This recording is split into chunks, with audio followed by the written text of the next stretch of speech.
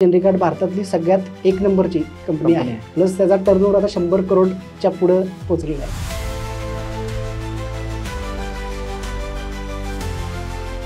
नव्वद टक्के लोक आहेत इव्हन साधी औषधं पण त्यांना अफोर्ड होऊ शकत नाही. त्यांच्यासाठी आपण काहीतरी केलं पाहिजे. साधारण 6 फुटाचं मेझेनॉन होता, त्याच्यातच आम्ही छोटा आमचा ऑफिस सेटअप बसवला होता. एक सुरुवातीला टेबल, एक खुर्ची, ती पण सेकंड हँड घेतली होती इथं सेकंड हँड बाजारमधून. आणि या बिझनेसची खऱ्या अर्थानं सुरुवात झाली. एखादा व्यवसाय जर उभा राहायचा असेल तर तुम्हाला 1000 दिवस जे आहेत हे डेडिकेटेड द्यावे लागतात आणि ते खरंच आहे. मग तुम्हाला त्यावेळी असं वाटलं नाही का की आपण इन्व्हेस्टमेंट एंजल इन्व्हेस्टर बघावा, पैसे आणायचे आणि ते बंद करणे हा जो पार्ट आहे त्याच्यावरती फोकस जरा जास्तच लोकांचा आता आहे असं मला वाटतं. बघेल तो काय करतोय की अमृततुल्य चहाची फ्रँचायझी घेतो. तर एकाने चहाचं दुकान काढलं की दुसरा लगेच शेजारी तो अमृततुल्य चहाच काढतो. चहाच्या ठिकाणी परत चहाच काढण्यात काहीच पॉईंट नाही. आज त्यांना पण आज ते टफ चाललंय की फ्रँचायझी विकणं. बेसिकली आपण जो व्यवसाय करतोय त्याच्यावर आपल्याला 100% कॉन्फिडन्स आहे का हे आपल्याला पहिल्यांदा बघायला लागेल. घरात मी जवळपास पहिले 1 महिनाभर सांगितलंच नव्हतं की मी जॉब सोडलाय आणि मी बिझनेस करणार आहे. पहिले 2-3 बिझनेस कसे होते की तिथं असं वाटत होतं की तिथं मला वाटत होतं बिझनेस करायचं. म्हणजे मी हा नाही विचार करत होतो. जेव्हा कुठलीही पार्टनरशिप डेव्हलप होते ट्रस्ट तुमच्यामध्ये आहे का हे पहिलं बघणं जरुरी आहे. आता कोणतरी उद्योजक आहे त्याच्याकडे ठराविक अमाऊंटची इन्व्हेस्टमेंट आहे आणि त्याला एखादी फ्रँचायझी घ्यायची, तर त्यांनी त्या कंपनीकडे कोणकोणत्या गोष्टी बघितल्या पाहिजे. आजच्या घडीला आम्हाला कॉपी करणारे बरेच लोक आहेत, पण त्यांची परिस्थिती अशी आहे की 2 वर्षात सगळी दुकानं माझी बंद झाली. पण आहे ते दुकान सुद्धा नीट चालत नाही. याचं कारण आहे की नमस्कार. कोणताही बिझनेस तुम्ही करत असाल तर तुम्हाला काही बेसिक गोष्टी माहिती असणं अत्यंत गरजेचं असतं. आजचे आपल्या पॉडकास्टचे गेस्ट आहेत श्रीपाद कोलटकर सर, जे जनरिकार्ड मेडिसिन या कंपनीचे फाउंडर आणि डिरेक्टर आहेत. जनरिकार्ड मेडिसिन ही कंपनी भारतातील नंबर 1 ची जनरिक मेडिसिन कंपनी आहे आणि त्यासोबतच त्या कंपनीचा टर्नओव्हर आता 100 करोडपेक्षा जास्त झालेला आहे. तुम्हीही बिझनेस करत असाल किंवा तुम्ही बिझनेस करण्याचा विचार करत असाल किंवा तुम्हाला बिझनेस ग्रो करायचा असेल तर हा पॉडकास्ट तुमच्यासाठी अत्यंत उपयुक्त ठरणार आहे. So without wasting time, let's start the podcast.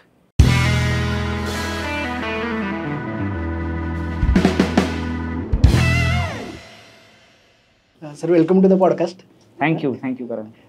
आजचा पॉडकास्ट माझ्यासाठी तर खूप महत्त्वाचा आहेच किंवा ज्यांना बिझनेस चालू करायचा आहे त्यांच्यासाठी पण हा पॉडकास्ट एकदम उपयुक्त ठरणार आहे. माझा पहिला क्वेश्चनच हा आहे की जनरिकार्डची सुरुवात 2015 साली झाली, बरोबर. तर त्यानंतर आता जनरिकार्ड भारतातली सगळ्यात एक नंबरची जनरिक मेडिसिनची कंपनी आहे. प्लस त्याचा टर्नओव्हर आता 100 करोडच्या पुढे पोहोचलेला आहे, बरोबर. तर एवढ्या मोठ्या कंपनीचे ओनर, तुमच्या दिवसाची सुरुवात कशी होते? माझी जी ग्रोथ आहे म्हणू शकतोस तू की एकदम शून्यापासून झालेली आहे. पहिलं आमचं जे बॅकग्राऊंड होतं ते माझंही बॅकग्राऊंड आहे की असं आहे की फॅमिली बॅकग्राऊंड आमचं असं बिझनेस बॅकग्राऊंड काही नाही आहे. सो वडील शिक्षक आणि नाही का आई पण हाऊसवाईफ आणि अगदी सामान्य ह्याच्यातनं मी वर आलेलो आहे. त्यामुळं बेसिकली आज कितीही मोठी झाली कंपनी तरी रोजच्या वागण्या बोलण्यात काही फरक पडत नाही किंवा व्यवहारात काही फरक पडत नाही. जसं सकाळी उठतो लवकर 4:30ला माझी जॉबली उठतो मी 4:30ला. हां, सकाळी 4:30ला उठतो. मग थोडंसं लिखाण किंवा वाचन थोडं असतं. मग जिमला नाही वेळ मिळाला तर वॉकिंगला जातो. पण एक तासभर का होईना काहीतरी एक्सरसाइज करणं हा एक पार्ट असतो. आणि मग रुटीन, मग ॲज युजल सकाळचा चहा, ब्रेकफास्ट, आपण ज्या पद्धतीत आपलं नॉर्मल रुटीन असतं सेम रुटीन माझं आहे. काही वेगळं रुटीन नाही. तुम्ही आता म्हणालात की बिझनेसचं काही बॅकग्राऊंड नव्हतं. करेक्ट. मग त्यानंतर सुद्धा तुम्हाला जनरिकार्ड ही कंपनी करायची प्रेरणा कुठून मिळाली? प्रेरणा म्हणालास तर एक खूप इम्पॉर्टंट एक इन्सिडन्स घडला माझ्या आयुष्यामध्ये की माझे खूप चांगले शिक्षक होते. म्हणजे मी जिथं अकाउंटन्सी क्लासला जायचो तर त्यांना कॅन्सर ट्रिगर झाला. आणि काही अंशी जेव्हा मी ग्रॅज्युएशनच्या शेवटच्या वर्षात होतो, म्हणजे जेव्हा ग्रॅज्युएशन माझं कंप्लीट झालं किंवा MBA कंप्लीट पूर्ण केलं, तर MBA केल्यानंतर मी 2 वर्ष एक माझं मेडिकल चालवलं होतं. सो तेव्हा कसं की शिक्षकांना माहीत होतं की बाबा ह्याचं मेडिकल आहे. पण नंतर मी त्या मेडिकलबद्दल बाहेर पडलो. मग दुसरीकडे बिझनेस जॉब करत होतो. म्हणजे ICICI प्रुडेन्शियल इन्शुरन्सला मी ब्रँच मॅनेजर झालो. पण ते शिक्षकांना माहीत होतं की ह्याचं कुठंतरी मेडिकल होतं आणि ह्याला त्याच्यातली माहिती आहे. म्हणून त्यांनी मला प्रश्न विचारला होता की मला कॅन्सरबाबत डिटेक्ट झाला आहे आणि असंच आहे, तर मला औषधं काही स्वस्तमध्ये मिळेल का? कारण मला असं आठवतं की तेव्हा त्यांनी मला एक इंजेक्शन विचारलं होतं, त्याची किंमत 37,000 रुपये होती. तर ते आपण 16,500 मध्ये त्यांना ते मिळवून मी दिलं होतं इंजेक्शन. मग तेव्हा मला तो एक पॉईंट ट्रिगर झाला की एक सामान्य माणसाला जे औषधांची गरज आहे तर ह्या माणसाला हा माणूस हे अफोर्ड करू शकतो. पण अशी भारतात आपल्याकडं 90% लोक आहेत अशी आहेत की ज्यांना हे अफोर्ड होऊ शकत नाही. म्हणजे इव्हन साधी औषधं पण त्यांना अफोर्ड होऊ शकत नाहीत. मग त्यांच्यासाठी आपण काहीतरी केलं पाहिजे. आणि हे पॉईंट डोक्यात आला आणि या बिझनेसची खऱ्या अर्थानं सुरुवात झाली. म्हणजे ओके.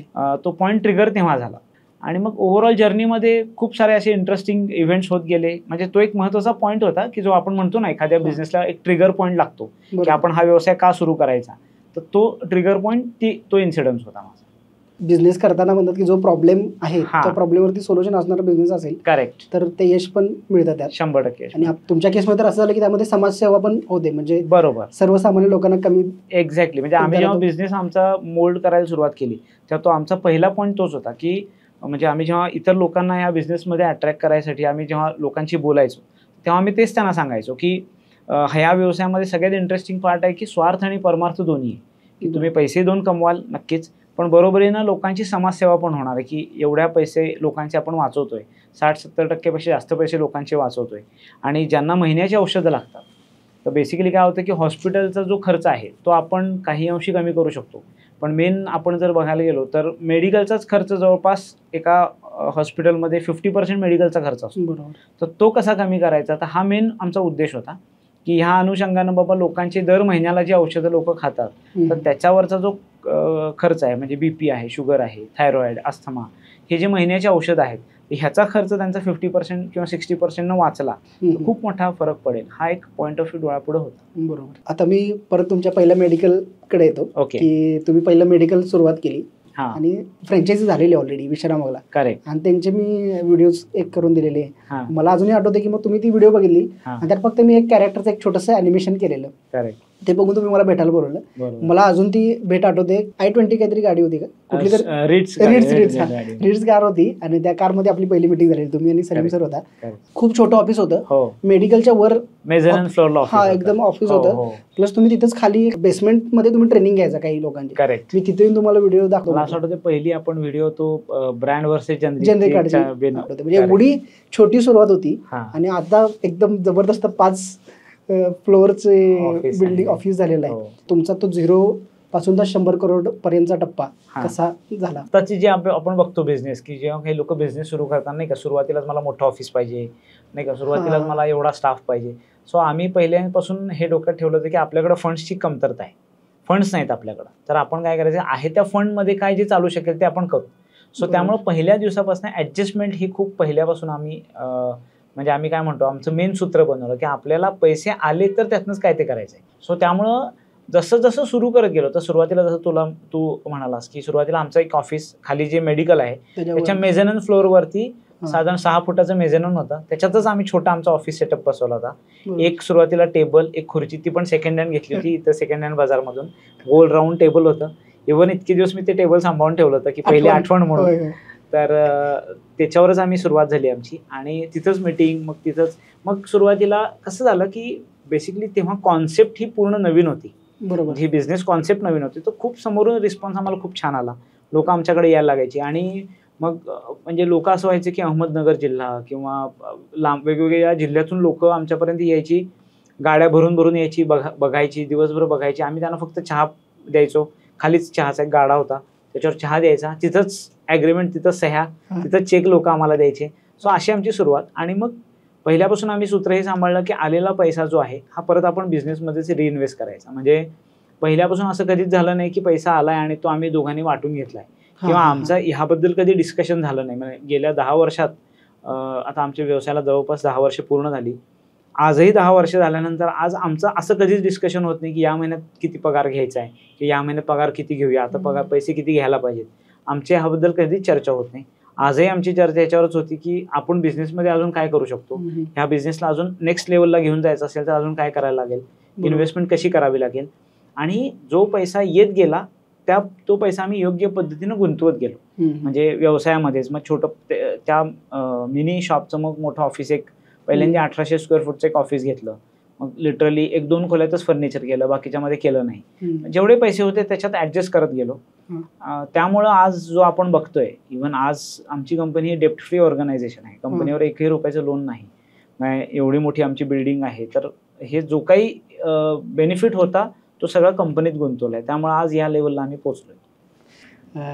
खूप चांगली जर्नी आहे सर. Yes. आणि पहिल्यांदा बिझनेस कुठलाही चालू केला की पहिले 1 करोडचा टप्पा पार करणं खूप डिफिकल्ट असतं असं हो, म्हणतात. हो. तिथून पुढचा प्रवास म्हणजे अवघड असेलच डेफिनेटली, करेक्ट पण एक्सपोनेन्शियल होतो असं म्हणतात. करेक्ट. पण तो पहिला 1 करोडचा जो तुमचा रेव्हेन्यू तुम्ही ज्यावेळी केला हा, तर तो कसा केला, त्यावेळी काय अडचणी आल्या? एखादा व्यवसाय जर उभा राहायचा असेल तर तुम्हाला 1000 दिवस जे आहेत हे डेडिकेटेड द्यावे लागतात आणि ते खरंच आहे. म्हणजे आम्ही बऱ्याच वेळा ह्याच्यावरती आमची चर्चा होती किंवा माझी आणि सलीमची बऱ्याच वेळा याच्यावर चर्चा होती की आपण ते 1000 दिवस खरंच खूप कन्सिस्टंटली आपण काम केलं किंवा नाही का म्हणतो डेडिकेटेडली त्या पॉईंटवरती आपण लक्ष दिलं की काही झालं तरी हे सोडायचं नाही आपल्याला. कारण बऱ्याच वेळा त्या फेजमध्ये असे पॉईंट आले पण आमच्यासाठी की जसं काही थ्रेट्स पण आल्या की कारण हे संपूर्ण प्रवाहाच्या विरोधात जाऊन आम्ही व्यवसाय करत होतो. नॉर्मली जे आता बसलेलं स्टँडर्ड मेडिकलचं जे बिझनेस आहे किंवा स्टँडर्ड बिझनेस करण्याची जी मेडिकल्सची जी पद्धत आहे त्याच्या हे पूर्ण ऑफबीट आणि वेगळी पद्धत होती. सो तेव्हा असे आम्हाला खूप सारे चॅलेंजेस आले, पण आम्ही एक डोळ्यापुढे आमच्या हे होतं की नाही का आपण हे कन्सिस्टंटली आपण हे करायचं आहे. आणि जेव्हा आम्ही ठरवलं की नाही 3 वर्ष आपण म्हणजे 3.5 वर्ष जोपर्यंत आपण ह्याच्यात स्टेबल होत नाही तोपर्यंत आपण खऱ्या अर्थानं बिझनेस आपला सेट झाला असं आपण म्हणू शकणार नाही. सो महत्त्वाचा आम्ही मुद्दा पॉईंट तो होता. मग त्याला धरून काय झालं की सायमल्टेनियसली दोन्ही गोष्टी इम्पॉर्टंट होत्या की आपण एखादा व्यवसाय जेव्हा करतो तेव्हा ती कन्सिस्टन्सी आपल्याला ठेवणं जरुरी आहे आणि आपल्या व्यवसायावरती कॉन्फिडन्स पाहिजे. बेसिकली आपण जो व्यवसाय करतोय त्याच्यावर आपल्याला 100% कॉन्फिडन्स आहे का हे आपल्याला पहिल्यांदा बघायला लागेल. तो असेल तर आपल्याला हा टप्पा सहज शक्य होतो. आणि सेम तसंच झालं की आम्ही सुरुवातीला आम्हाला पण काही असे क्षण आले की डळमळीत आपण म्हणतो ना आपण डळमळीत व्हायला होतं की आता ह्याच्यात पुढे जाऊया का नको, अशी पण 1-2 कंडिशन्स आम्हाला क्रिएट झाल्या. पण थोडंसं आम्ही त्याच्यावरती फोकस हे केला की आपण जे करतोय ते योग्य आहे आणि थोडंसं पेशन्स ठेवूया. सो तो जो आम्ही पेशन्स ठेवला त्यामुळं 1 करोडचा टप्पा आमचा जो माझ्यापणे 1.5-1 वर्षामध्ये आम्ही कव्हर केला होता.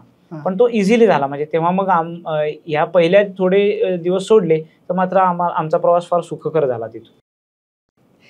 तुम्ही आता सलीम सरांचा उल्लेख केला जे तुमचे को फाउंडर आहेत. करेक्ट. तर त्यांच्याने तुमची भेट कधी झाली, कशी झाली आणि मग तुम्ही एकत्र येऊन हा बिझनेस करायचं कसं ठरवलं?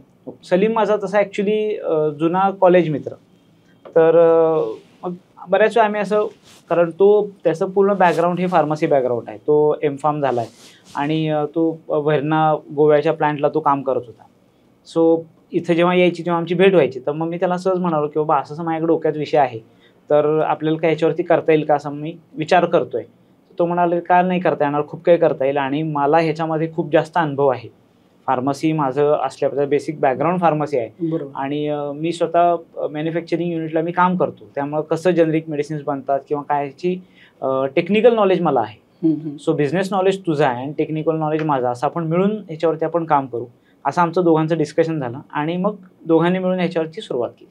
म्हणजे 2 असं आपण म्हणतो ना की त्याचं टेक्निकल नॉलेज आणि माझं बिझनेस नॉलेज असं आम्ही एकत्र येऊन आम्ही हे सुरुवात केली. परफेक्ट ब्लेंड तयार झाला. बरोबर. म्हणजे मग एखादा बिझनेस कोणतरी नवीन चालू करते आणि त्याला पार्टनरशिपमध्ये जर बिझनेस करायचा असेल तर त्याने कोणत्या गोष्टींचा विचार केला पाहिजे की जेणेकरून पुढे जाऊन प्रॉब्लेम्स येऊ नयेत? जसं आता आम्ही आमच्या व्यवसायात होतं की 2 सेपरेट एंटिटी होत्या किंवा त्याचं वर्किंग स्टाईल वेगळी, माझी वर्किंग स्टाईल डिफरंट आहे. त्याचं कोअर एरिया त्याचा डिफरंट, माझा कोअर एरिया डिफरंट. आता तू जर बघशील खूप मोठे जे आता उद्योग आहेत किंवा खूप मोठ्या इंडस्ट्रीज आता उभ्या झाल्यात की ज्याच्यामध्ये को फाउंडर्स भरपूर आहेत. बरोबर. तर तिथं काय आहे की त्यांच्यामध्ये बऱ्याच वेळा मेन अंडरस्टँडिंग ठेवणं एक इम्पॉर्टंट असतो. सगळ्यात महत्त्वाचं की एकमेकांचे डिसिजन्स जे आहेत हे जर आपण त्याचा रिस्पेक्ट करायला शिकलो की बाबा तू एखादा जर डिसिजन घेतला आहेस तर तो डिसिजन शेवटी काहीतरी भलं व्हावं म्हणूनच तू घेतलेला आहेस. सो मग तिथं ब्लाइंडली ट्रस्ट ठेवून आपण पुढे जाणं हा एक त्याच्यामधला महत्त्वाचा कोअर पार्ट आहे किंवा जेव्हा कुठलीही पार्टनरशिप डेव्हलप होते त्याच्यामध्ये सगळ्यात कोअर पार्ट पहिला तो आहे. तर तो ट्रस्ट तुमच्यामध्ये आहे का हे पहिला बघणं जरुरी आहे, सगळ्यात इम्पॉर्टंट. पार्ट 2 असा आहे की हा ट्रस्ट आहे तरीसुद्धा दोघांचं अंडरस्टँडिंग कितपत मॅच होतं आहे हे पण बघायला पाहिजे. आणि तिसरं मी म्हणालो तसं की तुमचं स्पेशलायझेशन की एकाच वरती दोघांचं स्पेशलायझेशन असेल ना तर तिथं कॉन्फ्लिक्ट होण्याचे प्रमाण जास्त असू शकतं. कॉम्प्लिमेंटरी स्किल्स पाहिजेत. एक्झॅक्टली. एकमेकाला कॉम्प्लिमेंटरी असतील ना तर तो जास्त इझिली तो बिझनेसमध्ये डेव्हलपमेंट चांगली होऊ शकते. सो कोणी नवीन पार्टनरशिप जेव्हा करणार आहे तेव्हा लोक काय करतात की समोर एक कॉमन काहीतरी ध्येय म्हणून दोघं एकत्र किंवा 3 लोक एकत्र येतात. पण तिन्ही लोक जेव्हा एकत्र येतात किंवा 2 लोक एकत्र येतात तेव्हा याने या सगळ्या गोष्टींचा जर विचार केला तर 100% पार्टनरशिप लॉंग टर्म चांगल्या पद्धतीनं टिकू शकतं. ओके. ज्यावेळी आता ठरवलं की बिझनेस आपल्याला सुरुवात करायचा आहे आणि त्यावेळी तुम्ही इन्व्हेस्टमेंट किती केली? आमचं सगळ्यात जेव्हा पहिल्यांदी सुरुवात आम्ही केली तेव्हा आमचं पहिल्यांदी एम आमचं होतं की सुरुवातीला आपण काही ह्या पद्धतीची 2 ते 3 दुकानं उभी करू. कारण जेव्हा जेनरिक मेडिसिन्सचं स्पेशलाइज दुकान ही कॉन्सेप्टच तेव्हा नवीन होती. म्हणजे भारतात ही कॉन्सेप्ट आम्ही लॉन्च केली. सो सुरुवातीला आम्ही डिसाईड केलं की एकच दुकानाने पहिला सुरुवात करू, मग हळूहळू 2 आणि 3 दुकानं आपण करायची. फार लांब जायचं नाही. आपण मिरज जे आपला होम टाऊन आहे तिथं आपण पहिला सुरुवात करू आणि जिल्ह्याच्या ठिकाणी एक स्टोअर आणू आणि एक जवळपासच्या एरियामध्ये अजून एखादं. तर सुरुवातीला आम्ही सगळं मिळून 3.5 लाख रुपये आमचं भांडवल होतं. फक्त 3.5 लाख रुपये भांडवल होतं आणि निम्मे सलीमचे पैसे, निम्मे माझे पैसे आणि जिथं आम्ही नोकरी करत होतो त्या प्रॉव्हिडंट फंडातले आलेले पैसे इन्व्हेस्ट केले आणि एक दुकान सुरू केलं. पण कसं झालं की जेव्हा आमच्या लक्षात आलं, आम्ही जेव्हा प्रत्यक्ष दुकान सुरू केलं, कारण याच्या अगोदर काय होतं की सगळा थेरॉटिकल अभ्यास आमचा चांगला झाला होता. म्हणजे 2015ला जेव्हा आम्ही 6 जुलै 2015ला दुकान सुरू केलं त्याच्या अगोदर जवळपास 4 वर्ष आम्ही अभ्यास करत होतो. कारण तसं आमचं पहिलं दुकान म्हणायला गेलास तर ते ॲक्च्युली आहे ते 2011 साली की ज्याचं जेनरिकचं दुकान. पण ते आमचं नव्हतं. आम्ही एका NGOशी असोसिएट होतो. तर त्या NGOचं मिस्टर अनिल किलोर म्हणून तिथं एक वकील होते, ॲडव्होकेट होते. सो त्यांच्याशी आम्ही काही कारणांना असोसिएट होतो आणि त्यांची जनमंच नावाची संस्था होती. तर त्या संस्थेनं हे पहिलं सुरुवात केलं दुकान. त्यांच्याबरोबर आम्ही तेव्हा होतो आणि त्याचं शूटिंग आमिर खानच्या शोमध्ये झालं, सत्यमेव जयते झालं. आणि मग तिथून काय झालं की आम्हाला स्टार प्लसकडनं खूप सारे इन्क्वायरी जनरेट झाल्या की असं ह्या XYZ ठिकाणच्या लोकांना दुकान काढायचं आहे किंवा बऱ्याच लोकांनी ज्यांना इन्क्वायरीज आहेत तर त्यांना दुकान करायचं आणि तुम्ही यांना थोडंसं मार्गदर्शन करा. आणि तेव्हा मी नोकरीत होतो, सलैमी नोकरीत होता.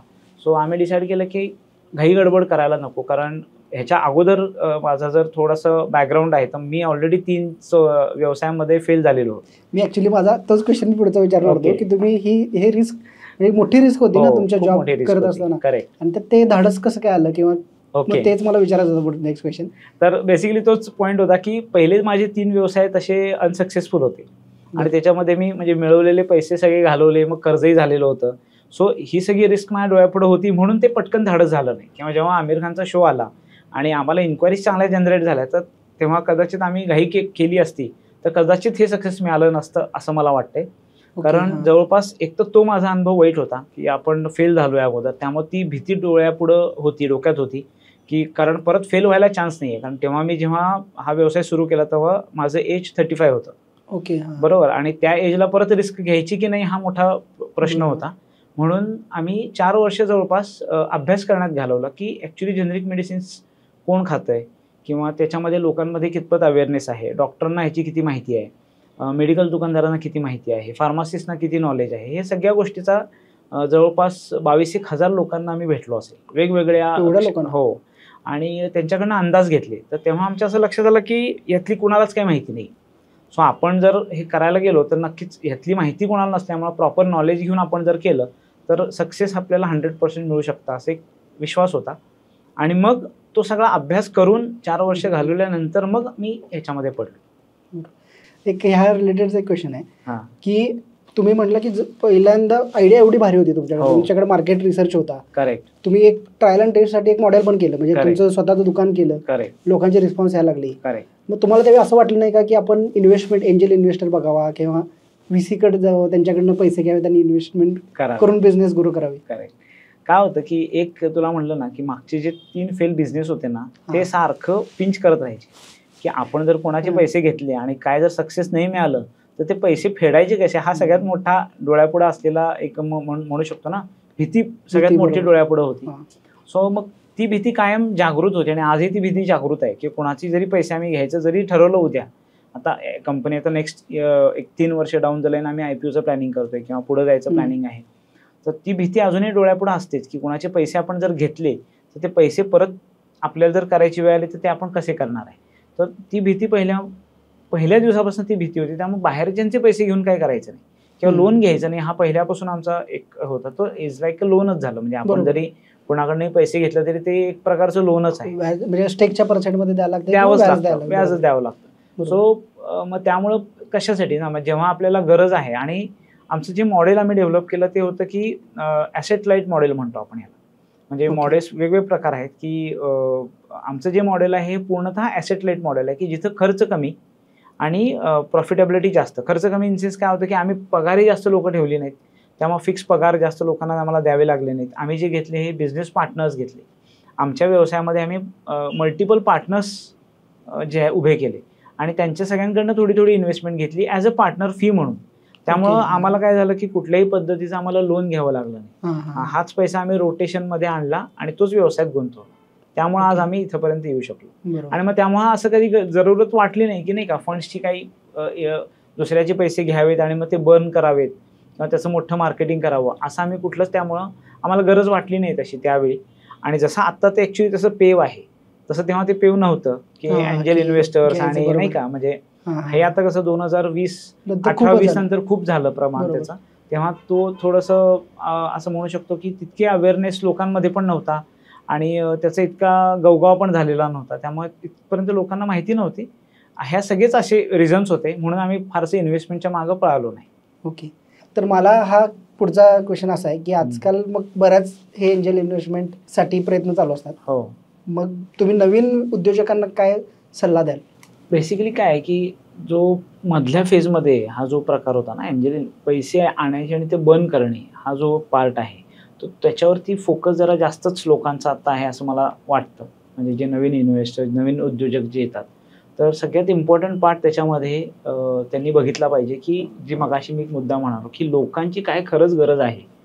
तसं मी एक एक्झाम्पल छोटं देतो. आता आपल्याकडं रिसेंटली आपण एक अमृततुल्य चहा ही कॉन्सेप्ट आलेली. बरोबर. तर एकाने चहाचं दुकान काढलं की दुसरा लगेच शेजारी आज एकाचं नाव आहे तर उद्या दुसऱ्या नावाला तो अमृततुल्य चहाच काढतो. मग त्यानं बेटर मग तुम्ही कॉफी काढायला पाहिजे, तू मसाला दूध काढ. जो अल्टरनेट बिझनेस आहे किंवा त्याला दुसरं काहीतरी ॲड ऑन किंवा तू दुधाचा व्यवसाय त्याच्या शेजारी चालू कर.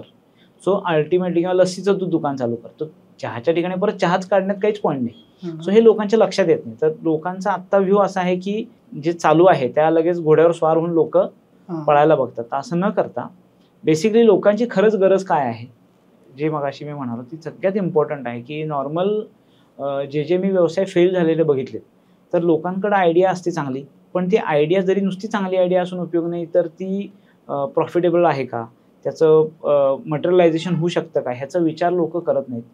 किंवा बऱ्याच वेळा असं होतं की तो विचार हा फार शॉर्ट टर्म असतो की आत्ता ही आयडिया चांगली आहे, ही आत्ता यूज होईल नक्कीच, पण ते पुढे जाऊन त्याचं काय होईल, 5 वर्षांनी काय होईल, 10 वर्षांनी काय होईल, हा बऱ्याच वेळा आत्ताचे व्यावसायिक जे किंवा नवीन उद्योजक येतात ते विचार करत नाहीत. तर सगळ्यात पहिलं माझं त्यांना सांगणं असेल की ह्या 2-3 गोष्टी ज्या आहेत ह्याच्यावर पूर्ण प्रकर्षानं लक्ष देणं गरजेचं आहे. की कस्टमरला काय पाहिजे हे पहिलं बघणं इम्पॉर्टंट आहे की त्याची नीड त्याची गरज काय आहे, त्याला अनुषंगून आपण काय व्यवसाय करू शकतो त्याला सपोर्ट करणारा हा बघायला पाहिजे. आणि दुसरं त्याची क्रेडिबिलिटी किंवा त्याचं फायनान्शियल टर्म्समध्ये ते सक्सेसफुल होईल की नाही. आणि ते तिसरं महत्त्वाचं इम्पॉर्टंट आहे किती लॉंग टर्म तो चालू शकतो, तो त्याची सस्टेनेबिलिटी लॉंग टर्म राहू शकते का नाही राहू शकत, किंवा तो व्यवसाय मोठा होऊ शकतो का नाही होऊ शकत, हे बघणं खूप इम्पॉर्टंट आहे. सो बऱ्याच वेळा ह्या गोष्टी दुर्लक्ष केल्या जातात ह्या गोष्टींकडं. सो मी सगळे जे कोण नवीन उद्योजक आहेत त्यांना मी ह्या 3 गोष्टींवरती लक्ष द्यायला सांगेन. म्हणजे पहिलं म्हणजे कस्टमर नीड, दुसरी गोष्ट म्हणजे तो स्केलेबल आहे का. करेक्ट. म्हणजे अननेसेसरी कस्टमर ॲक्विजिशन मध्ये पैसे घालून बर्न करण्यात पॉईंट नाही. तो स्केलेबल असेल तर एक शॉर्ट टर्म साठी चालू शकेल. पण जसं आता झोमॅटोचं झालं किती वर्ष ते निगेटिव्ह मध्ये होते, बरोबर, पण आता त्यांनी प्रॉफिट मध्ये आले. हे जर असं काही स्केलेबिलिटी जर असेल, फ्युचरिस्टिक असेल तर. आणि दुसरी गोष्ट म्हणजे की कॉपी होणारा बिझनेस तुम्ही आज इझिली काढू शकता, त्याचा अर्थ की आणि 4 जण काढू शकतात. म्हणजे युनिकनेस बघायला पाहिजे. करेक्ट. ज्यावेळी तुम्ही तुमचा पहिला बिझनेस सुरू केला त्यावेळी तुमचं एज किती होतं आणि तो कोणता होता? ओके, माझा सगळ्यात पहिला बिझनेस होता मेडिकलच. बरं. बॅक टू पॅव्हिलियन म्हणतात तसं. पहिला सगळ्यात माझा म्हणजे मी MBA पासआउट झाल्यानंतर सगळ्यात पहिलं मी मेडिकल सुरू केलं. आणि तेव्हा पण जेनरिक कॉन्सेप्ट होती. तेव्हा सिनकॉम हेल्थकेअर नावाची कंपनी होती इंदूर बेस, तर ती घेऊन त्याचं मार्केटिंग मी सुरू केलं होतं. तर काही अंशी मला त्याच्यामध्ये सक्सेस मिळालं नाही असं नाही, पण शेवटी काय होतं की आपण एक ट्रॅडिशनल पद्धतीनं जो व्यवसाय आपण करत होतो, म्हणजे तेव्हा पण जो व्यवसायाची पद्धत पूर्ण ट्रॅडिशनल होती की उधारी, मग लोक वेळेत पैसे द्यायचे नाहीत, मग होलसेलला आपण माल टाकायचा आणि आपली प्रोडक्टचीच काही स्पेशालिटी नाही. म्हणजे ते जे काउंटर प्रोडक्ट विकत होतो आम्ही ते असे 10 कंपन्या काउंटर प्रोडक्ट विकत होत्या. म्हणजे माझी किंवा त्या एखाद्या स्पेसिफिक आमच्याच कंपनीची काही स्पेशालिटी असं काही नव्हतं. आणि त्यामुळे काय आहे, उधारी त्या नादामध्ये माझा तो बिझनेस पूर्ण ठप्प झाला. मग मी काय केलं की तो बिझनेस वाइंड अप केला आणि मिनटे माझं लग्नही झालेलं होतं. सो रिस्पॉन्सिबिलिटी आहे तर बाबा आपण जॉब करूया. आणि मग मी मग ICICI प्रुडेन्शियलमध्ये ॲज अ युनिट मॅनेजर म्हणून तेव्हा जॉईन झालो. पण बिझनेस खूप मला तो ॲक्च्युली लाईकवाईज बिझनेसच आहे. युनिट मॅनेजरचा जो रोल असतो म्हणजे जॉब प्रोफाईल होता तो लाईकवाईज बिझनेस सारखा होता की एजंट गोळा करायचे आणि त्यांच्या थ्रू इन्शुरन्स आपल्याला करायचा आहे. टीम बिल्डिंग शिकायला मिळालं ऑटोमॅटिकली. आणि तिथून मग सुरुवात झाली. मग तिथं 5 वर्षात मी जवळपास 6 प्रमोशन्स घेतले आणि ब्रँच मॅनेजर झालो. पण त्या फेजमध्ये मला असं वाटलं की नाही का आपले खूप सारे कॉन्टॅक्ट झालेत आता. आणि तेव्हा कसं होतं की इन्शुरन्ससाठी आम्ही जेव्हा जायचो तेव्हा बरेचसे HNI प्रोफाईलचे लोक होते, त्यांना आम्ही भेटायचो. मग त्यांच्यात ओळखी त्यांच्या झालेल्या होत्या चांगल्या. आणि असं लक्षात आलं की नाही ह्यांना पकडून आपण शेअर मार्केट किंवा इन्शुरन्स म्युच्युअल फंडचा व्यवसाय केला तर आपल्याला सक्सेस चांगला मिळेल असं वाटलं. आणि मग मी परत जॉब सोडला. इंटरप्ट करतो, एज किती होतं माझं पहिला मगाशी तुला सांगायचं राहिलं की माझा पहिला जो मी बिझनेस सुरू केला 24 माझ्या 24 वर्षी. तर 24 ते 27 मी बिझनेस केला, फेल झालो. लग्न तुमचं कधी झालं? 24 सालीच लग्न आणि बिझनेस एकाच वेळी साधारण सुरू झाला. थोडंसं एक 5-6 महिन्याचा फरक होता. साधारण एकाच वेळी ती सुरुवात झाली. 27 पर्यंत मी बिझनेस केला, फेल झालो. 27 ते 35 म्हणजे 27 ते ऍक्च्युली 31 परत जॉब केला. 31व्या वर्षी परत जॉब सोडला, परत बिझनेस केला. मग ते शेअर मार्केटचा व्यवसाय सुरू केला आणि तेव्हा बरोबर मार्केट क्रॅश झालं 2009 साली. बरोबर, करेक्ट. तर ते परफेक्ट टायमिंगला मी बिझनेस सुरू करायला आणि मार्केट क्रॅश व्हायला एकच गाठ पडली. आणि जवळपास 7-1 लाखाचं लोन झालं. म्हणजे मी साठवलेले माझे 6-7 लाख रुपये होते, तर ते सगळे खर्च झाले आणि 7 लाखाचं लोन झालं परत. आणि मग त्याच्यानंतर अजून एक प्रॉपर्टीचा एक बिझनेस होता, तो पण करायचा प्रयत्न केला पण प्रॉपर्टी डीलिंग आणि ह्याच्यामध्ये. पण तिथं पण काही सक्सेस मिळालं नाही. असे 3 माझे बिझनेस फेल झाले. म्हणलं आता काय आपल्याला चॉईस नाही आहे आणि पैसेही संपलेले आहेत सगळे साठवलेले आणि लोन झालंय, सो बेटर आपण जॉब पकडूया. म्हणून मग परत मी रिलायन्स इन्शुरन्स कंपनीमध्येच परत ॲज अ ब्रँच मॅनेजर म्हणून जॉईन झालो. सो असा माझा बॅकग्राऊंड असा, म्हणजे हे 3 माझे अनसक्सेसफुल बिझनेस होते. पहिला मेडिकल, दुसरा जो म्युच्युअल फंड आणि ह्याचा होता आणि तिसरा प्रॉपर्टी डीलिंगचा. तिन्ही बिझनेस माझे फेल बिझनेस आहे. बरोबर. पण बिझनेस करायची तो किडा म्हणतो ना, तो पहिल्यापासून होताच. इव्हन मी जेव्हा माझ्या कॉलेज डेजला होतो तेव्हा आम्ही इचलकरंजीतनं जाऊन शर्ट घेऊन यायचो आणि मग शर्ट विकायचे. असे बरेच उद्योग, छोटे मोठे उद्योग भरपूर केले. म्हणजे बिझनेसचं डोकं पहिल्यापासून आहे. असं नाही की कसं बिझनेस करावा किंवा बिझनेसमध्ये इंटरेस्ट हा पहिल्यापासून होता. आणि पहिल्यांची जेव्हा बघायचो मी लोकांना, म्हणजे बाकीच्या लोकांना जेव्हा ऑब्झर्व करायचो की बाबा लोकांना तुम्हाला एक्स्ट्रा बेनिफिट पाहिजे किंवा तुम्हाला भरपूर पैसे जर कमवायचे असतील तर तुम्हाला बिझनेस शिवाय पर्याय नाही, हे 100% क्लिअर होतं. कारण नोकरीमध्ये म्हटलं तरी प्रत्येकाला लिमिटेशन्स आहेत. सो अर्थात प्रत्येकजण तेवढी रिस्क घेऊ शकतो असं नाही. त्यामुळे काही लोक नोकरीला खूप अटॅच राहतात. बरोबर. आणि काही लोकांचा आपण म्हणतो ना पिंड नोकरीचाच असतो की त्यांना इंटरेस्ट नोकरीमध्ये असतो, कितीही झालं तरी ते बिझनेसमध्ये बाहेर पडू शकत नाही. सो थोडासा माझा तसा पहिल्यापासून पिंड हा बिझनेसचा होता, त्यामुळे नोकरीत फार रमलो नाही. त्यामुळे इमिडिएटली बिझनेसला स्विच झालो. ओके. तुमचं शिक्षण कुठं झालं? माझं शिक्षण सगळं चिंतामणराव कॉलेजला माझं शिक्षण झालं. तिथंच MBA कम्प्लीट झालो. 2002 साली मी MBA पास आउट झालो. सुरुवातीला त्याच्या अगोदर पण एक छोटीशी नोकरी पण मी करत होतो. मी पूर्वी MSCIT हा भाग नवीन आला होता. बरोबर. तर MBA ला असताना सुद्धा मी काय करायचो, एक आमच्या इथं आपल्याकडं आरग म्हणून एक छोटं खेडेगाव आहे आरगगड, तर तिथं मी MSCIT शिकवायला जायचो कॉलेजला MBA ला असताना सुद्धा. तर ते सगळे जे होते ते पाणी पुरवठा, तुमचे इरिगेशन आणि तुमचे इलेक्ट्रिसिटी मधले मोठे सगळे साहेब लोक होते. तर त्यांना बेसिकली कॉम्प्युटर शिकवायचा, वर्ड, एक्सेल, पॉवर पॉईंट. आणि बॅच असायची रात्री 10:30 रात्री 10:30 वाजता. मग इथून शेवटची एक बस होती मिरजवरून जाणारी, 10ची बस असायची. त्या बसनं जायचं, तिथं पार्श्वपद्म कॉम्प्युटर्स म्हणून एक इन्स्टिट्यूट होती, तिथं शिकवायचं 10:30 ते 11:30. तिथंच झोपायचं आणि तीच बस सकाळी 5:30ला मिरजला यायची. त्या बसनं बसून परत मिरजला यायचं. असं जवळपास 6 महिने मी शिकवत होतो MSCIT कोर्स तिथल्या सगळ्या लोकांना. तर तोही मी केलेला आहे. म्हणजे असे सगळेच उद्योग केलेले आहेत. पण हे जे कॉलेजच्या वयात सुद्धा हे करायला हे कशामुळे, म्हणजे तुमच्या जबाबदारी लवकर पडली काय, पैसे कमवणं त्यावेळी इम्पॉर्टंटच होता? असं काही नव्हतं की ऍक्च्युली माझे ग्रॅज्युएशनच्या शेवटच्या वर्षाला असताना वडील एक्सपायर झाले. आणि मग नाही का आपण म्हणतो ना थोडंसं असं वाटायचं की नाही आपण पण पहिल्यापासून काहीतरी करत राहिलं पाहिजे, असं नाही की. आणि कसं वडिलांची पेन्शन होती म्हणून आमचं चालत होतं, म्हणजे आई आणि मी दोघंच असल्यामुळं पेन्शन होते. आणि माझ्या 2 मोठ्या बहिणी आहेत, दोघींच्या अगोदरच लग्न झालेली होती, त्यामुळं रिस्पॉन्सिबिलिटी आपल्या खांद्यावरच आहे, असं कुठंतरी त्या वयात जे नॉर्मल फिलिंग येतं सगळ्या मुलांना किंवा मुलींना, सेम फिलिंग होतं. म्हणून मग असे काहीतरी उद्योग करायचे. आता ते बरेच शो लागतात टीव्हीवरती, शार्क टँक सारखे. हो, ते बघितल्यानंतर आम्हाला कळते की असे काही काही टर्म्स आहेत, प्रोडक्ट आपलं मार्केट फिट आहे की नाही बघा. करेक्ट. त्याचा रिसर्च करा, करेक्ट, मग लॉन्च करा. करेक्ट. हे तुम्ही ऑलरेडीच केलं, म्हणजे आधी तुम्ही 4 वर्ष त्याचा बराच अभ्यास केला, परत 4थ्यांदा आता बिझनेसमध्ये जाणार होता. करेक्ट. ती खूप मोठी रिस्क होती. मग तुम्ही घरात कसं कन्व्हिन्स केलं की आता परत मी बिझनेस करणार आहे? थोडंसं मी बिझनेस बद्दल सांगतो म्हणजे मग थोडंसं क्लॅरिटी येईल. ओके. पहिले 2-3 बिझनेस कसे होते की तिथं असं वाटत होतं की तिथं मला वाटत होतं बिझनेस करायचा, म्हणजे मी हा नाही विचार करत होतो केला होता की ऍक्च्युली ह्याची कस्टमरला किती गरज आहे. बरोबर, तो त्यांची गरज विचारात डोळ्यापुढे ठेवून किंवा त्यांचा इंटरेस्ट किंवा ती लोक किती पद्धतीनं माझ्याकडे येतील हा विचार न करता मी बिझनेसला सुरुवात केली, तर ही सगळ्यात माझी मोठी चूक होती. त्यामुळं यावेळी मात्र बिझनेस करताना काय होतं की कस्टमरची नीड ही प्रायोरिटी ठेवली होती, की त्यांना मेडिसिनवरती लोकांचा होणारा खर्च हा आपण कमी करतोय आणि हे असं कोणीच काही काम करत नाही. सो नीड म्हणजे आपण म्हणतो ना, जसं मगाशी तू म्हणालास की कस्टमरची नीड खरंच काय आहे ह्याचा पूर्ण अभ्यास आम्ही केला. ती खरंच नीड आम्हाला हे लक्षात आलं की ह्या लाईनवरती कोणीच काम करत नाही आजपर्यंत.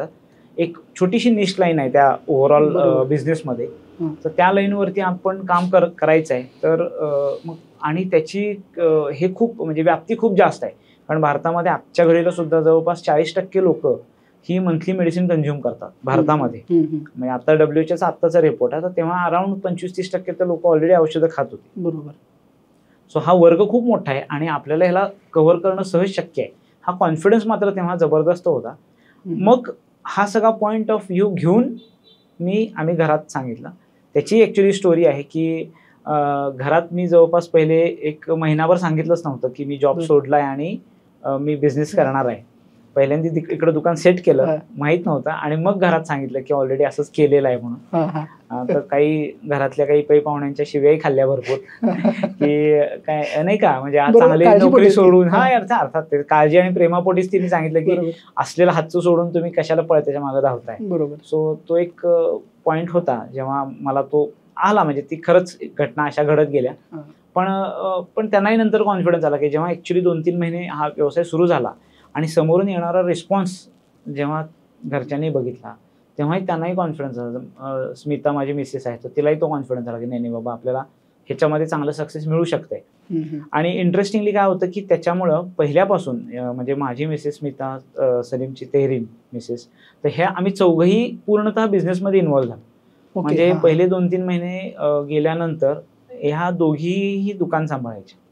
पूर्ण दुकान ह्या दोघींवर आम्ही सोपवायचो आणि आम्ही बाहेर पडायचो मेडिसिन गोळा करण्यासाठी, कारण तेव्हा जेनरिक मेडिसिन्स सहजी अवेलेबल होत नव्हते आणि लोकांना माहीत पण नव्हते. म्हणजे पूर्वी काय असायचं की जेनरिक मेडिसिन्स म्हणजे फक्त एक अँटासिड, अँटीबायोटिक, पेन किलर, ही रेंजचे जे प्रोडक्ट्स आहेत ना, हेच फक्त जेनरिकमध्ये तेव्हा कन्सिडर व्हायचे. जे आजच्या घडीला जसं 100% अवेलेबिलिटी ऑलमोस्ट झालेली आहे की BP, sugar, cardiac problem, thyroid, asthma ह्याची जी सगळी औषधं आज मिळत आहेत तशी पूर्वी मिळायची नाही. त्यामुळे हे एक लोकांकडे जाणं, डिस्ट्रीब्युटरकडे, आणि तेव्हा डायरेक्ट मॅन्युफॅक्चरकडनं घेणं ही कॉन्सेप्टच नव्हती. तेव्हा आम्ही काय करायचो की लोकल डिस्ट्रीब्युटरकडे कोणाकडे अवेलेबल होतंय का, सो जेणेकरून बाबा आमच्या गरजेपुरतं ते आम्हाला मागवून द्यायची की ठीक आहे तुम्हाला घेणार ना नक्की, तुम्ही 50 बॉक्स तर मागवतो. म्हणजे कारण त्याचंही इतकी मोठं चर्निंग होत नव्हतं पहिल्यांदा, अवेअरनेस क्रिएट नव्हतं. अजूनही बऱ्याच लोकांना नसेल. जस्ट जेनरिक मेडिसिन नेमकं काय सांगू शकाल का? भारतामध्ये हार्डली 1.5% मार्केट आहे आता जेनरिक मेडिसिनचं, ह्याच्यापेक्षा जास्त नाही आहे. त्यामुळे खूप अजून स्कोप आहे या बिझनेसमध्ये, खूप ह्यूज स्कोप अजून अवेलेबल आहे. पण जेनरिक मेडिसिन हे आपल्या नॉर्मल मेडिसिन सारखेच असतात. करेक्ट. फक्त नाव फक्त ब्रँडचं नसतं. ह्याच्यामध्ये काय असतं की फक्त त्याचा शेप, साईज, कलर, टेस्ट हे डिफरंट असू शकतं, पण इफेक्सी किंवा परिणाम घटक तेवढेच असतात. मगाशी तुम्ही जसं बोललात की तुम्ही ॲसेट लाईट मॉडेल म्हणालात, म्हणजेच म्हणून तुम्ही फ्रँचायझी बिझनेसची सुरुवात केली. करेक्ट. बरोबर. म्हणजे आता आपल्या जवळपास 1800च्या पेक्षा जास्त फ्रँचायझी पूर्ण भारतभर आहेत. बरोबर. तर मग ते कसं तुम्ही तेवढं ॲक्वायर करण्यासाठी तुम्ही काय केलं जसं मी मगाशी म्हणालो ना, की एकतर काय होतं की आमच्या बिझनेसमध्ये युनिकनेस होता, बरोबर. वेगळेपणा होता, 4 लोकांपेक्षा वेगळा बिझनेस होता. कारण आत्तापर्यंतचा मेडिकल व्यवसाय म्हणजे कसा आहे की आयदर तो कुठल्या ना कुठल्या डॉक्टर किंवा हॉस्पिटलला अटॅच्ड मेडिकल हीच कॉन्सेप्ट आहे. बरोबर. आमचा व्यवसाय काय होता की बाबा इथे डॉक्टरशी आपला काही कनेक्टिव्हिटी नाही आहे, इथं कस्टमर हा बेस आहे. बरोबर. दुसरा महत्त्वाचा मुद्दा होता की आपण ज्या वर्गाला टार्गेट करतोय की ज्यांना दर महिन्याची औषधं पाहिजेत, म्हणजे बीपी आहे, शुगर आहे, कार्डियक प्रॉब्लेम आहे, थायरॉइड आहे, अस्थमा आहे, HIV आहे, कॅन्सर आहे, तर हे जे मेडिसिन्स आहेत, तर असं कधी होत नाही की मला 2च वर्षे शुगर आहे, आता पुढे शुगर नाही आहे, असं होत नाही. ती शुगरची गोळी वाढतच जाते, कधी कमी होत नसते. बरोबर. सो असे जे डिसऑर्डर्स आहेत, आपण म्हणतो डिसीज नाही म्हणणार, आपण ह्याला डिसऑर्डर्स म्हणतो. तर असे जे डिसऑर्डर्स आहेत ह्यांना आम्ही टार्गेट केलं. म्हणजे एक युनिकनेस होता आमच्या व्यवसायामध्ये, तो युनिकनेस आम्ही जपला आणि त्यामुळं काय झालं की लोकांचं अट्रॅक्शन आमच्या व्यवसायाकडे आलं. तिसरा इम्पॉर्टंट ह्याच्यात महत्त्वाचा पॉईंट होता की इन्व्हेस्टमेंट कमी होती. म्हणजे ज्या इन्व्हेस्टमेंट प्रपोर्शनमध्ये ज्याचं मिळणारं अर्निंग आहे ते खूप इंटरेस्टिंग तो रेशो आहे. त्यामुळं 8 ते 10 लाखामध्ये इन्व्हेस्टमेंटमध्ये माझ्याकडं 50% प्रॉफिट मार्जिन कमवण्याचा किंवा उत्तम प्रॉफिट कमवण्याचा माझा एक व्यवसाय, म्हणून मी ह्याच्याकडं लोक खूप लवकर अट्रॅक्ट झाली. हे 2-3 महत्त्वाचे मुद्दे होते की जे लॉंग टर्म आम्हाला म्हणजे हेल्प करत होते आणि त्याच्यामुळे पेनिट्रेशन फास्ट झालं. म्हणजे त्यामुळे लोकांचा इंटरेस्ट वाढला लगेच की नाही बाबा आपण पण इझिली करू शकतो, 8-10 लाख रुपये तर मी लावू शकतो. करेक्ट. तो हे ह्यामुळं आम्हाला काय झालं की पेनिट्रेट करणं खूप सोपं झालं आम्हाला. त्याच्यावरती आम्हाला खूप मोठं मार्केटिंग करावं लागलं. आत्ताच्या घडीला काय होतं की आपल्याला कुठलाही व्यवसाय सेट करायचा तर मार्केटिंग जास्त करावं लागतं. जसं सेम एक्झाम्पल मी चहाचं घेईन, अमृततुल्य चहा जो मी मगाशी बोललो की 2 वर्षापूर्वी 2 ते 2.5 वर्षापूर्वी ह्याचं अक्षरशः पेव फुटलं होतं की बघेल तो काय करतोय की एक अमृततुल्य चहाची फ्रँचायझी घेत होता. पण तोच आज तुम्ही बघा, आज त्यांना पण आज ते टफ चाललंय की फ्रँचायझी विकणं. सो व्हाईस वर्सा हे सिच्युएशन्स असे येतात की जेव्हा एखादा व्यवसाय इंटरेस्टिंग असतो किंवा त्याच्याबद्दल इझी अवेअरनेस असतो तेव्हा पेनिट्रेशन करणं फार सोपं असतं. आता मॉडेल्स जे असतात जनरली काय होतं की फोको, कोको हे सगळे मॉडेल्स आहेत फ्रँचायझीचे. नाही, जरा एक्सप्लेन करा, काहीच माहिती नाही. तर फ्रँचायझीचे वेगवेगळे मॉडेल्स आहेत. कोको म्हणजे काय की company owned company operated. Okay. हां. कोफो म्हणजे काय, company owned franchise operated. Okay. FOFO म्हणजे फ्रँचायझी ओन्ड फ्रँचायझी ऑपरेटेड आणि फोको म्हणजे फ्रँचायझी ओन्ड कंपनी ऑपरेटेड. हे असे 4 पद्धतीचे मॉडेल्स आहेत फ्रँचायझी बिझनेसमध्ये. तर नॉर्मली आपण जे पेट्रोल पंप वगैरे बघतो हे सगळे कोफो असतात, कंपनी ओन्ड फ्रँचायझी ऑपरेटेड. कारण ओनर वेगळा असतो पण फ्रँचायझी भारत पेट्रोलियमची. बरोबर. करेक्ट. किंवा त्यांचे कोको असतात. बऱ्याच वेळा आपण बघतो कोको पेट्रोल पंप CO लिहिलेलं असतं. इव्हन आपण बेळगावला टुवर्ड्स बेळगावला जाताना खाली मोठ्या बोर्डवर लिहिलेलं आहे की it's COCO pump. So company own कंपनीच चालवते. बरोबर. करेक्ट.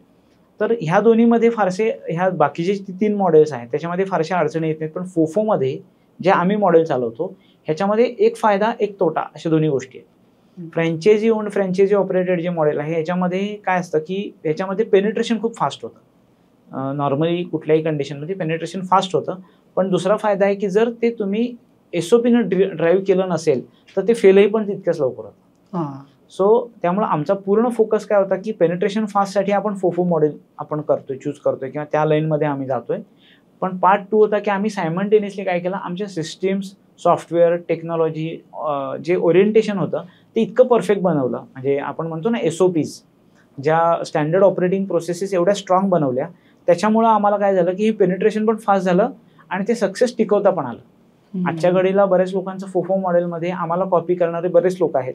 पण त्यांची परिस्थिती अशी आहे की 2 वर्षात जेवढी होती त्याच्या सगळीच दुकानं माझी बंद झाली किंवा आहे ते दुकान सुद्धा नीट चालत नाहीये. ह्याचं कारण आहे की त्याला ऑपरेटिंग प्रोसेस त्याची बरोबर झालेली नाही. स्टँडर्ड ऑपरेटिंग प्रोसेसचा वापर केलेला नसल्यामुळं हे बिझनेस फेल होतात.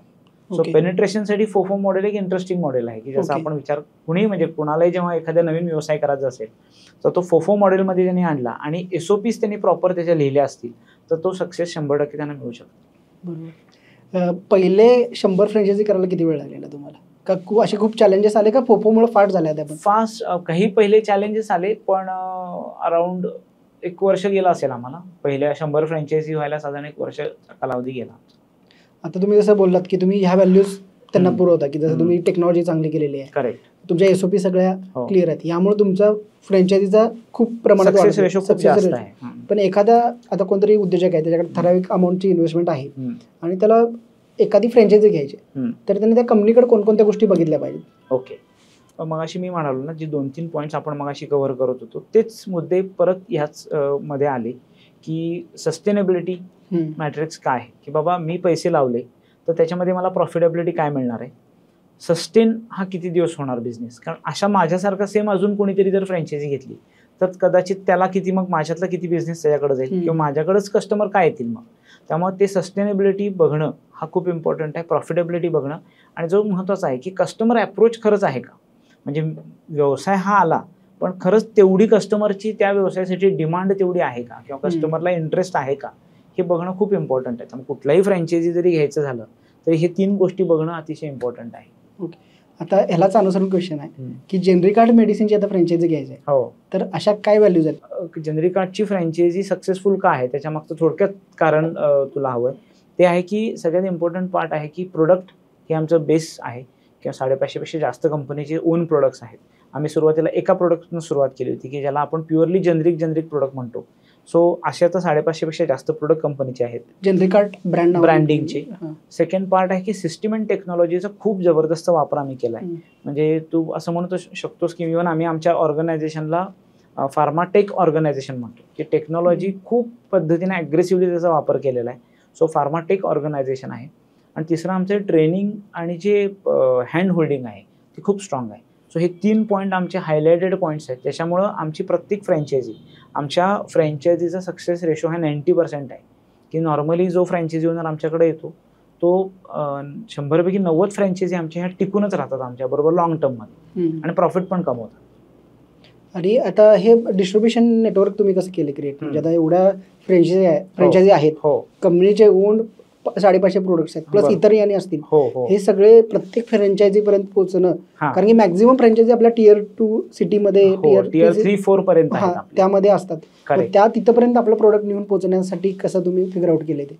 आम्ही बेसिकली काय केलं की आम्ही पण आमची वेअरहाऊसिंग सिस्टीम बनवली. छोटे छोटे डिस्ट्रीब्युशन हब न बनवता आम्ही वापर काय केला की, कारण एकतर कसं आहे की आमचे सगळे प्रोडक्ट स्वस्त आहेत आणि मोठ्या चंकमध्ये जर तो व्यवसाय झाला तर इव्हन डिस्ट्रीब्युशन पण परवडू शकतं, अदरवाईज ते परवडत नाही. मग त्याच्यासाठी आम्ही काय केलं की आमचे हब्स क्रिएट केले. आता सध्या महाराष्ट्राचे 2 आणि कर्नाटकमध्ये 1 असे आमचे 3 हब आहेत वेअरहाऊसिंग मॉडेलमध्ये. आणि तिथून मग सगळं कुरिअरशी टाईप आहे. जसं मग अशी म्हणालो की टेक्नॉलॉजी ॲडेड बेस्टशी बनवलेली आहे. की नॉर्मली मेडिकलमध्ये काय होतं की पूर्वी मेडिकलमध्ये इव्हन आत्ताच्या सुद्धा मेडिकल्समध्ये रोज औषधं विकत घेणं हा एक पॉईंट आहे. सो आम्ही आमच्या लोकांना अशी सवय लावली की आठवड्यातनं 1दा, महिन्यातनं 2दा, महिन्यातनं 3दाच, 4दाच तुम्हाला परचेस करावं लागेल, इतकी टेक्नॉलॉजीचा त्यांना आधार दिलाय. त्यामुळं त्यांना काय होतं की रोज रोज माझी औषधं संपली हा विषय त्यांचा होत नाही. त्यामुळे रोजचा जो चर्निंग आहे, म्हणजे रोज मला माल पाठवायला लागला असता, माझा ट्रान्सपोर्टेशन कॉस्ट आमची वाढली असती, ह्या सगळ्यावर ऑटोमॅटिकच कंट्रोल आला. सो असे काही छोटे छोटे टूल्स आम्ही वापर केला ज्याचा, त्याच्यामुळं आज आम्ही अगदी टियर 3-4 पर्यंत आमच्या छोट्यातल्या छोट्या खेडेगावात पण टाइमली आम्ही मेडिसिन्स पोहोचू शकतो. खूप भारी वाटते सर ऐकायला. पण अजून एक असा प्रश्न आहे माझा की ज्यांनी फ्रँचायझी घेऊ शकत नाहीत आता, पण त्यांना इच्छा आहे की मला या कंपनीसोबत कसं तरी जोडायचं आहे, ओके, मग ते कसे जोडू शकतात? आता खूप छान प्रश्न विचारलास. बेसिकली आम्ही ह्याच धर्तीवरती गेल्या 6 महिन्यापूर्वी एक नवीन कॉन्सेप्ट आम्ही लॉन्च केली, व्हर्च्युअल फ्रँचायझी. तर काय होतं की प्रत्येक माणसाकडं 8 ते 10 लाख रुपये इन्व्हेस्टमेंट करायला असेलच असं नाही आहे, पण त्याला काय आहे की त्याला थोडंसं पैसे पण कमवायचे आहेत आणि त्याच्याकडं थोडेसे पैसे आहेत, थोडे त्याला पैसे कमवायची पण इच्छा आहे, वेळ पण तो देऊ शकतो. तर अशा लोकांसाठी आम्ही व्हर्च्युअल फ्रँचायझी नावाचं मॉडेल लॉन्च केलं आहे. त्याला म्हणतो आम्ही की जनरिकार्ड ऑनलाईन बिझनेस पार्टनर. इथं तो व्यक्ती काय करतो की तो व्यक्ती जनरिक मेडिसिन्सबद्दल अवेअरनेस क्रिएट करायचं काम करतो आणि त्याच्या बदल्यात त्याला आम्ही काही मोबदला देतो, की तो किती लोकांपर्यंत पोहोचला आहे त्याच्या बदल्यात त्याला काहीतरी आम्ही मोबदला देतो. प्रत्यक्षात तो काही औषधं कुठलीच विकत नाही आहे, तो फक्त काय करतो की अवेअरनेस क्रिएट करतो, की लोकांना सांगतो की बाबा ही औषधं तुम्ही जनरिकार्डची घेतलीत तर तुम्हाला तुमची 70% पर्यंत पैसे वाचतील, तुम्हाला हवे असतील तर बाबा ती एखाद्या त्यांना एक आम्ही ॲप बनवून दिलेलं आहे, त्या ॲपवर ते लोक रजिस्टर करतात. त्या कस्टमरशी आमचे शॉपमधून विचारणा केली जाते. मग त्याच्यामध्ये जे नार्कोटिक ड्रग्स आहेत ते आपण विकू शकत नाही असे सगळे बाजूला केले जातात. तर त्याच्यात जे प्युअरली विकू शकतो आणि जे FDAचे गाईडलाईन्स आहेत, ते जे गाईडलाईन्स आहेत त्याला फॉलो करून जे शक्य आहे तेवढंच पद्धतीनं आम्ही हा व्यवसाय पेनिट्रेट करायचा प्रयत्न करतो. मग त्यामुळं असा जो व्यक्ती आहे त्यालाही लॉंग टर्म आम्ही काही बेनिफिट देण्याचा प्रयत्न करतो.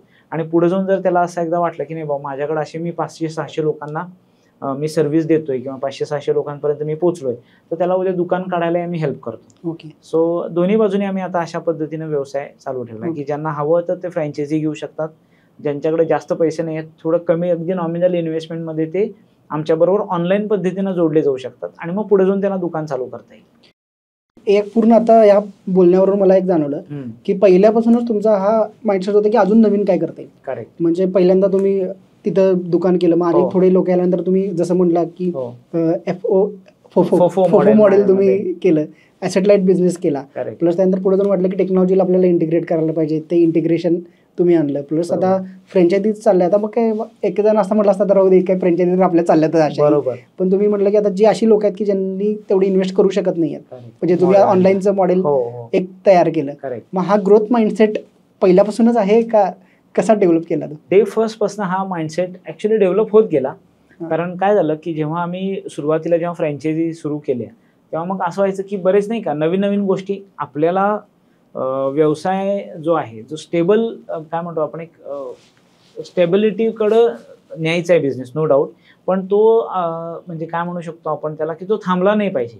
व्यवसाय हा कायम कसा आहे, व्यवसायाला प्रत्येक काहीतरी नवीन इनपुटची गरज असते. तो कुठलाही व्यवसाय असू दे, तुम्ही काहीतरी त्याच्यात नवीन जोपर्यंत आणणार नाही तोपर्यंत तुमचा व्यवसाय वाढणार नाही. सो प्रत्येक ठिकाणी व्यवसायाला किंवा आपल्या बरोबर जी लोक काम करतात मग तो टीडीएस जॉब होऊन बसतो की नाही का, तेच करायचं, रोज काय करायचं, तर माझे रोज 25 कस्टमर येणार, त्यांना मी हँडल करायचं आणि तेवढ्यावरच माझी ग्रोथ आहे, मला ग्रोथला काही चान्सच नाही आहे. सो हे माइंडसेट मधून त्यांना जर मला सगळ्यांनाच कायम लाईव्ह ठेवायचं असेल तर आम्हाला काहीतरी सारखं नवीन आणावं, इनोव्हेशन करत राहिलं. सो मग ते माइंड तो आता काय झाला की तो आता सवय झाली, म्हणजे ती असं म्हणू शकतोस की तो एक आम्हाला ती सवय बनली आहे की दर 5-6 महिने गेले काहीतरी कंपनी नवीन आणते आणि लोक आतुरतेने वाट बघतात की अरे 6 महिने झाले कंपनीने काहीतरी आणलं नाही तर आता काहीतरी नक्की आणणार कंपनी, आणि हे आम्ही देत राहतो. आता सुद्धा आम्ही एक नवीन कॉन्सेप्ट आता आमच्या दुकानदारांना दिली की जनरिक मित्र नावाची कॉन्सेप्ट आहे की जसे एखाद्या व्यवसायाला मार्केटिंग मॅनेजर्स असतात तसे एक दुकानाचे नवीन मार्केटिंग मॅनेजर्स आम्ही एक कॉन्सेप्ट लॉन्च केले, त्याच्यामध्ये त्यांना ॲप दिलंय आणि त्या दुकानाला ते व्यवसाय वाढायला मदत करतात. सो ही नवीन कॉन्सेप्ट आम्ही आता दिली आमच्या दुकानदारांना. सो असे काहीतरी ना काहीतरी प्रत्येक दर 6 महिन्यामध्ये काहीतरी नवीन सिस्टीम आम्ही घेऊन येतो, त्याच्यामुळे काय होतं की तो लाईव्हलीनेस राहतो व्यवसायात, एक नाही का उत्सुकता राहते, एनर्जी क्रिएट राहते. तो हे इम्पॉर्टंट आहे. कुठलाही व्यवसाय आहे त्याच्यामध्ये सारखं नवीन गोष्टी आणणं फार जरुरी आहे. आता यावरून एक मला अजून असं वाटतं की इतकी लोक तुमच्यावर जोडली गेलेली आहेत, म्हणजे एवढे फ्रँचायझी ओनर जोडलेले गेलेले आहेत, तुमची स्वतःची इथं 100पेक्षा जास्त मोठी टीम आहे, तर मग ह्युमन रिसोर्स याबद्दल तुम्ही कसं बघता, म्हणजे कसं हँडल करता त्या लोकांना एवढ्या, कारण की एवढं सोपं नाही आहे की एवढ्या लोकांची टीम मॅनेज करणं. आणि त्याचबरोबर दुसरा जोडून असा क्वेश्चन आहे की तुम्हाला पहिला आठवतं का की तुम्ही टीम कशी बिल्ड केली आणि म्हणजे कसे त्यात पहिला एम्प्लॉई कोण होता आणि त्यावेळी तुम्हाला काही चॅलेंजेस आले आणि ते चॅलेंजेस आणि आताचे चॅलेंजेस कितपत फरक आहे? सगळ्यात पहिला प्रश्न तुला सांगतो की ह्युमन रिसोर्स हा खूप इम्पॉर्टंट पार्ट आहे. इतके दिवस आमच्याकडे आम्ही HR सुरुवातीला जो HR मॅनेजर घ्यायला लागतो तो काय आम्ही सुरुवातीला घेतला नव्हता. तो सुरुवातीला आमची जेव्हा पहिली रिक्रुटमेंट आम्ही करायचो तर असेच ओळखीतनं रेफरन्सेसमधून, तर शैलेंद्र गोडबोले आमचा पहिला एम्प्लॉई आहे जो आजही आमच्या बरोबर आहे. जो माझे जे ऑलमोस्ट पहिले जे सगळे एम्प्लॉई ते सगळे आजही बरोबर आहेत, ते वरवरच्या पोझिशनला गेलेले आहेत, त्यांना टाइमली आम्ही अप्रेझल्स दिलेले आहेत, त्यांचं पगारवाढ केलेली आहे, किंवा एक आपण म्हणतो ना एक फॅमिलीवाली फिलिंग आम्ही त्यांना कायम देत आलो आहे. इव्हन आपल्या ऑफिसचं नाव पण काय तर जनरिकार्ड हाऊस आहे, म्हणजे बिल्डिंगचं नाव पण आहे जनरिकार्ड हाऊस म्हणून दिलेलं आहे. सो लोकांना रिटेन रेफरन्सेसमधून लोक आपल्या चांगली लोक असतात, फक्त त्यांचं स्किलसेट आपल्याला थोडंसं सुरुवातीला आम्हाला त्याच्यावरती लक्ष द्यायला लागलं की कारण हा बिझनेस ऑफबीट होता, म्हणजे नॉर्मल रुटीन बिझनेस नाही आहे. सो त्याला प्रत्येक ठिकाणी प्रत्येक गोष्ट आम्हाला ती डेव्हलप करावी लागली.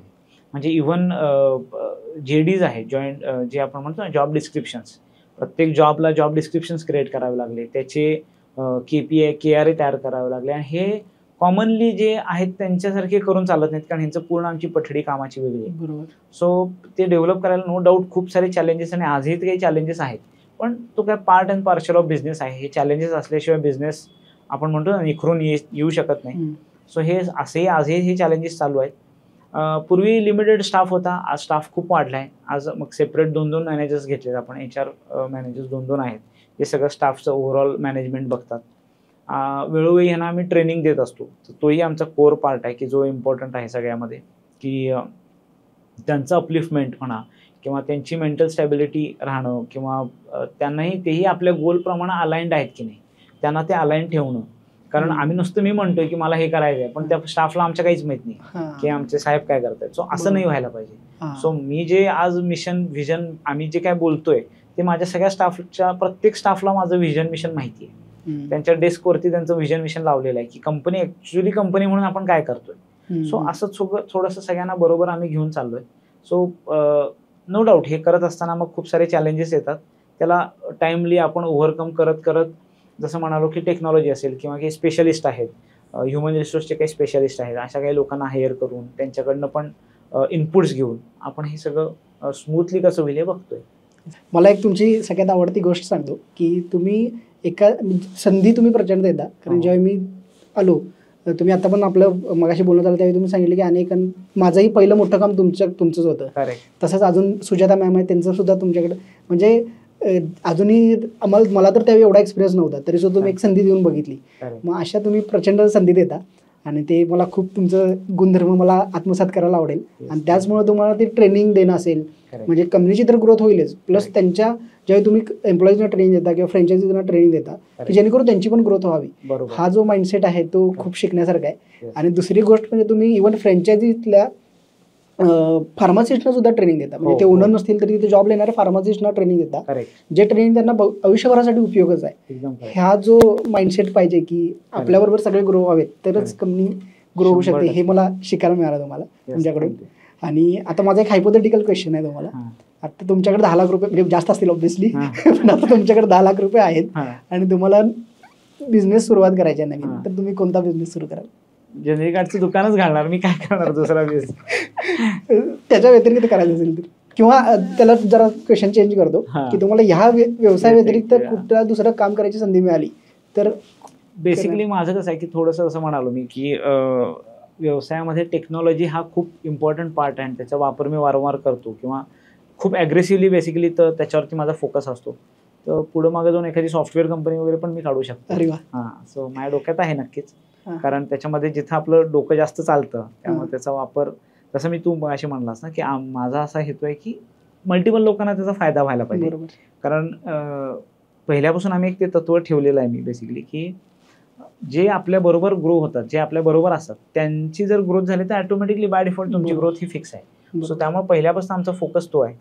तसंच मला टेक्नॉलॉजीच्या बाबतीत पण करायचं आहे. पुढे जाऊन जेव्हा मला कधी वेळ मिळेल तेव्हा नक्कीच टेक्नॉलॉजी आणि सॉफ्टवेअर कंपनी ह्याचा मी नक्की विचार करेन. तुम्हाला स्वतःला इन्व्हेस्टर व्हायला आवडेल का?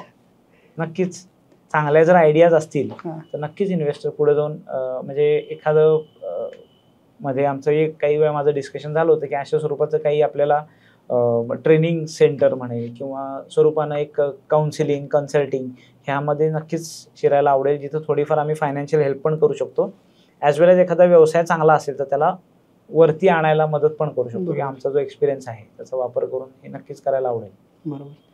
तुम्ही इथं आलात त्याबद्दल तुमचे आभार. खूप छान चर्चा झाली आणि यातून मला सुद्धा खूप इनपुट्स मिळाले, शिकायला मिळाले. सगळ्यात महत्त्वाचं म्हणजे की जे काही बेसिकच आहेत पण ते असं बोलल्यानंतर आयडिया सुचतात की आपण आपल्या बिझनेसमध्ये कसं इम्प्लिमेंट करू शकतो. जसं की कस्टमर नीड असेल, पण अजून स्केलेबिलिटीसाठी अजून खरंच स्केलेबिलिटी आहे का, किंवा आपली स्केलेबिलिटी डिपेंड कशावरती. जसं तुम्ही फोफो मॉडेल बघितलं तसं आपण आपल्या बिझनेससाठी काय करू शकतो का.